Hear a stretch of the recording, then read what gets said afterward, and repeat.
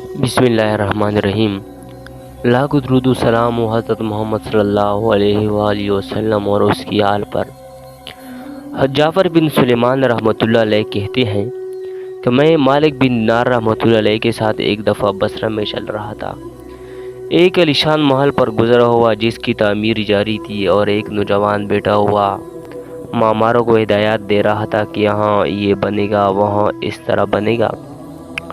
مالک بن دینار رحمۃ اللہ علیہ اس نوجوان کو دیکھ کر فرمانے لگے کہ یہ شخص کیسا حسین نوجوان ہے اور کس چیز میں پنس رہا ہے، اس کو اس تعمیر میں کیسے انہماک ہے۔ میری طبیعت پر یہ تقاضا ہے کہ میں اللہ جل شانہ سے اس جوان کے لیے دعا کروں کہ وہ اس کو اس جگڑے سے چھڑا کر اپنا مخلص بندہ بنا لے۔ کیسا اچھا ہو اگر جنت کے نوجوانوں میں بن جائے۔ جعفر چل اس نوجوان کے پاس چلے۔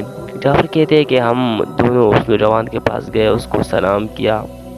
اس نے سلام کا جواب دیا۔ وہ مالک سے واقف تھا مگر مالک کو پہچانا نہیں۔ تھوڑی دیر میں پہچانا تو کھڑا ہو گیا اور کہنے لگا کیسی تشریف آوری ہوئی۔ مالک رحمۃ اللہ علیہ نے فرمایا تم نے اپنے اس مکان میں کس قدر روپے لگانے کا ارادہ کر لیا ہے؟ اس نے کہا 1,00,000 درہم۔ مالک رحمۃ اللہ علیہ نے فرمایا کہ اگر تم یہ 1,00,000 درہم مجھے دے دو تو میں تمہارے لیے جنت میں ایک مکان کا ذمہ لیتا ہوں جو اسے بدر جہاں بہتر ہوگا، اور اس میں حشم خدام بہت سے ہوں گے، اس میں خیمے اور کبے سرخی حقوط کے ہوں گے،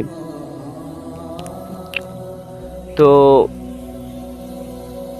جن پر موتی بھی جڑے ہوئے ہوں گے، اس کی مٹی زعفران کی ہوگی، اس کا گارا مشک سے بنا ہوگا، جس کی خوشبو میں ہکتی ہوگی، وہ کبھی نہ پرانا ہوگا نہ ٹوٹے گا۔ اس کو معمار نہیں بنائیں گے بلکہ حق تعالی شانہ کے امر خود سے تیار ہو جائے گا۔ اس نوجوان نے کہا مجھے سوچنے کے لیے آج رات کی مہلت دیجیے، کل صبح آپ تشریف لائے تو میں اس کے متعلق اپنی رائے عرض کروں گا۔ حضرت مالک رحمۃ اللہ علیہ واپس چلے آئے اور رات بھر اس نوجوان کی فکر اور سوچ میں رہے۔ آخر شب میں اس کے لیے بہت عاجزی سے دعا کی۔ جب صبح ہوئی تو ہم دونوں اس کے مکان پر گئے۔ وہ نوجوان دروازے سے باہر انتظار میں بیٹھا تھا، اور جب حضرت مالک رحمۃ اللہ علیہ کو دیکھا تو بہت خوش ہوا۔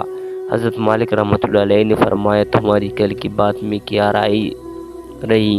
اس نوجوان نے کہا کہ آپ اس چیز کو پورا کریں گے جس کا کل آپ نے وعدہ فرمایا تھا۔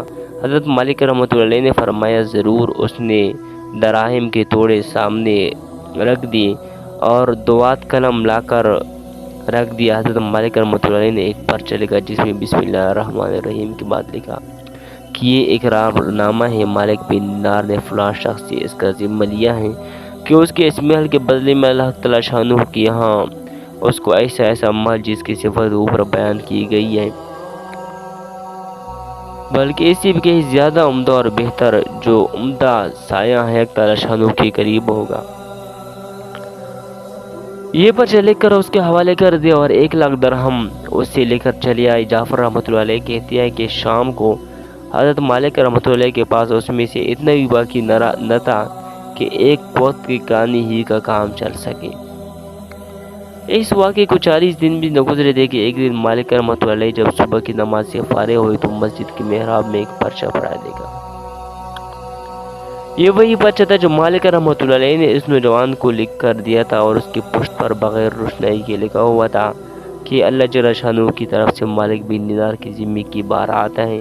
جس مکان کا تم نے اس جوان سے ذمہ لیا تھا وہ ہم نے اس کو پورا دے دیا، اور اسے 70 گنی زیادہ دے دیا۔ مالک رحمۃ اللہ علیہ اس پرچے کو پڑھ کر متحیر سے ہوئے۔ اس کے بعد ہم اس نوجوان کے مقام پر گئے تو وہاں مقام پر سیاہی کا نشان تھا جو سوگ علامت کے طور پر لگایا ہوگا، اور رونے کی آوازیں آ رہی تھی۔ ہم نے پوچھا تو معلوم ہوا کہ اس نوجوان کا کل گزشتہ انتقال ہو گیا۔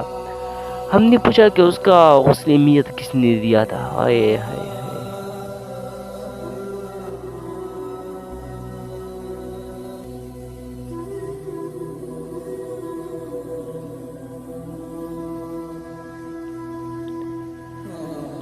تو فرمانے لگے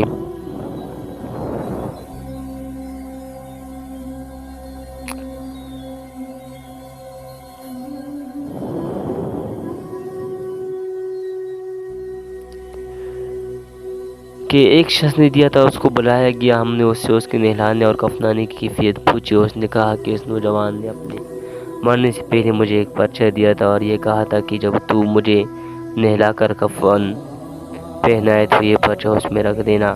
میں نے اس کو نہلایا، کفنایا اور وہ پرچہ اس کے کفن کیا اور بدن کے درمیان میں رکھ دیا۔ مالک رحمۃ اللہ علیہ نے وہ پرچہ اپنے پاس سے نکال کر اس کو دکھایا۔ وہ کہنے لگا کہ یہ وہی پرچہ ہے، قسم ہے اس ذات کی جس نے اس کو موت دی، یہ پرچہ میں نے خود اس کے کفن کے اندر رکھا تھا۔ یہ منظر دیکھ کر ایک دوسرے نوجوان اٹھا اور کہنے لگے، مالک آپ مجھ سے 2 لاکھ درہم لے لیجیے اور مجھے بھی پرچہ لکھ دیجیے گا۔ مالک رحمۃ اللہ علیہ نے فرمایا کہ وہ بات دور چلی گئی، اب نہیں ہو سکتا۔ اللہ جل شانہ جو چاہتا ہے وہ کرتا ہے۔ اس کے بعد جب بھی مالک رحمۃ اللہ علیہ اس نوجوان کا ذکر فرماتے تو رونے لگتے اور اس کے لیے دعا کرتے تھے۔